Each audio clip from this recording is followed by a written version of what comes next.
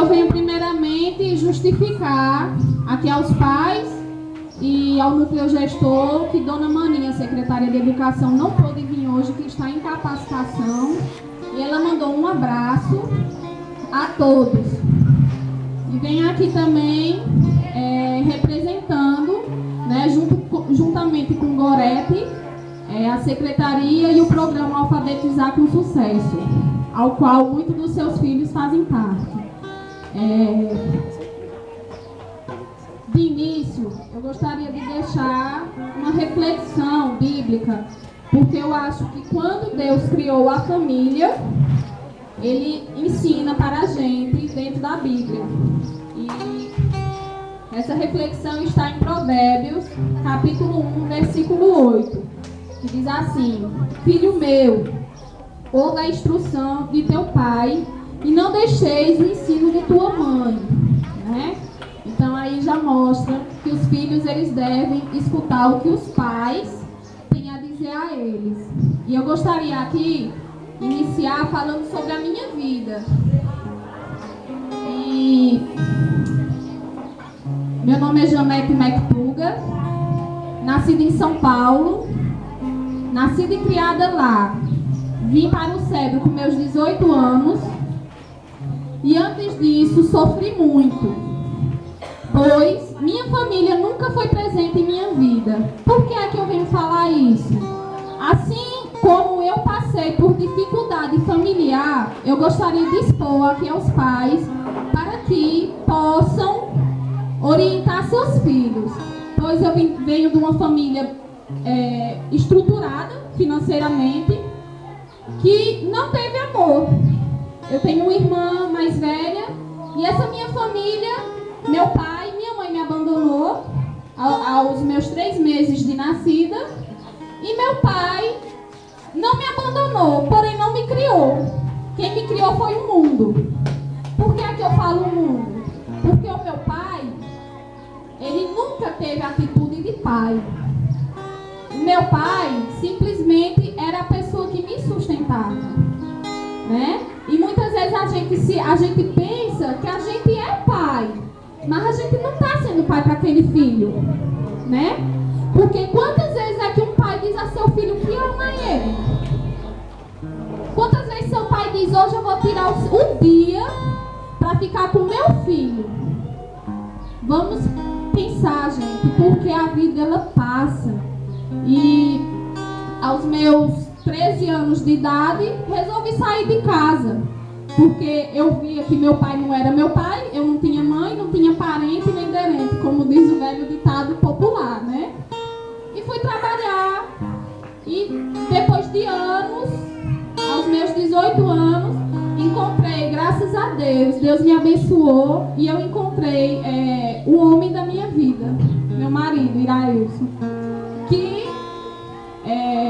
me deu muito amor, me dá muito carinho, tem compreensão. Muitos dizem: eu não sei como é que Irailson aguenta Janete, não é verdade? Mas Janete, ela é dessa forma porque o vínculo familiar foi quebrado, né? Então não teria como Janete, tem como a gente ser uma pessoa amorosa, uma pessoa educada perante a sociedade, sendo que você não tem amor dentro de casa, e nem respeito, e nem carinho. Tem como? Não tem educação dentro de casa. Porque meu pai nunca foi dentro de escola. Eu estava até olhando e me lembrando, na minha infância, quantas vezes eu fiz apresentação em escola e olhava e caçava: cadê meu pai? Meus colegas estavam lá, todos com seus pais. Terminavam, seus pais vinham, abraçavam, davam um cheiro e diziam: parabéns, meu filho. E o meu? Naquele tempo eu tinha inveja. Deus me perdoe. Era inveja de olhar e ver que meus colegas tinham família, tinham amor dentro de casa, porém eles não tinham, eu não tinha, sabe? E eu tinha inveja. Eu tinha colegas meus que eu ia para a casa deles, cansado de ir, ficava olhando e pensando, idealizando uma família, para mim, uma família perfeita. Eu sei que família perfeita não tem, porque todos nós somos falhos, né? Todos nós somos pecadores. Porém, pais, eu venho aqui dizer a vocês que amem seus filhos. E nesse certo momento, Irailson me deu uma linda família. Porque não só sou eu, minha família não é Janete, Irailson e Sara, que é um anjo agora. É muito maior. Porque hoje eu tenho pais e mães. Eu tenho mães, Gorete, Afrinha, Lúcia, minha sogra, Maria de Neto, Dilma,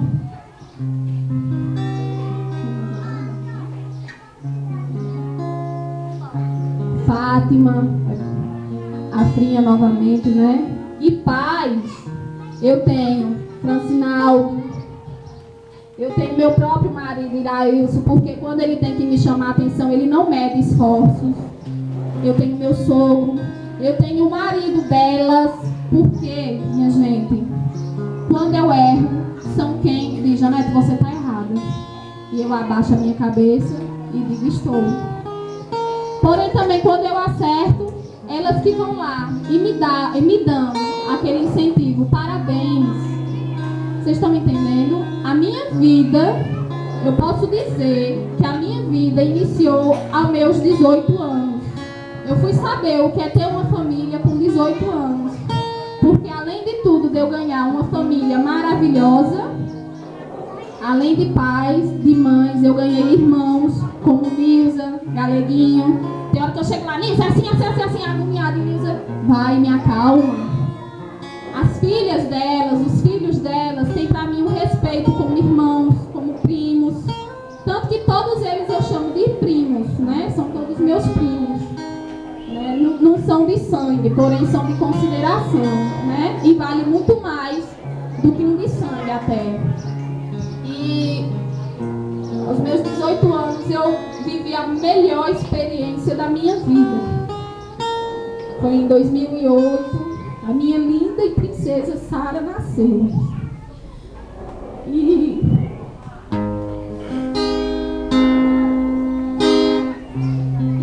também. E aí, infelizmente, eu estava trabalhando e quando eu cheguei em casa um certo dia, eu não sei por que o motivo, minha Sara estava doente. E eu fiquei, não há de ser nada. Fui no médico e ele passou medicamentos para ela e eu comprei, né? E fui dando, e ela melhorou. E aí depois ela piorou novamente. E foi quando, infelizmente, ela veio a óbito. E o que eu venho aqui dizer a vocês, pais e mães, que vocês, a melhor coisa que a gente tem, a maior riqueza que a gente tem nessa vida é uma família.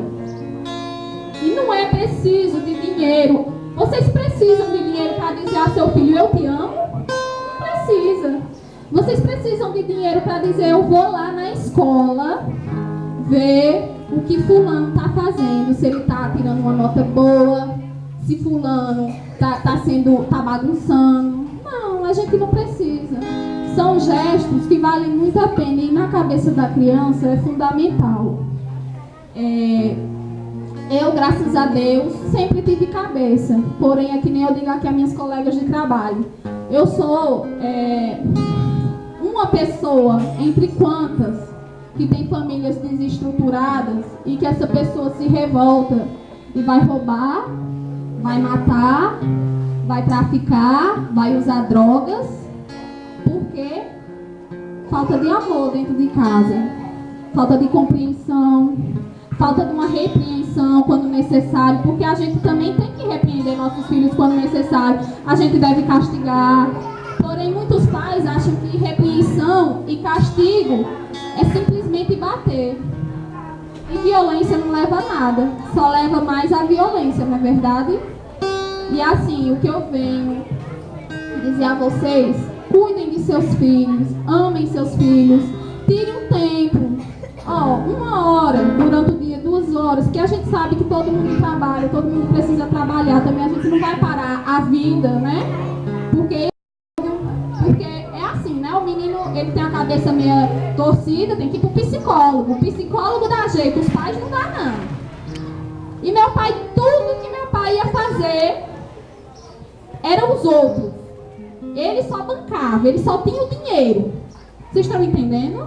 Ele não tinha o amor, ele não tinha a compreensão, ele não sabia conversar, sabe? E assim, muitas vezes é uma falta até de diálogo.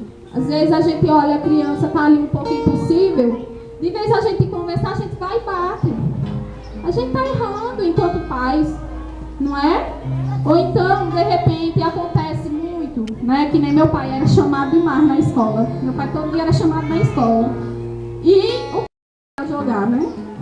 E aí eu lembrei, eu digo, eu fiquei pensando, fui pra casa. E aí depois disso, minha gente, por incrível que pareça, eu mudei nas aulas. Aquela aula que eu era mais atenta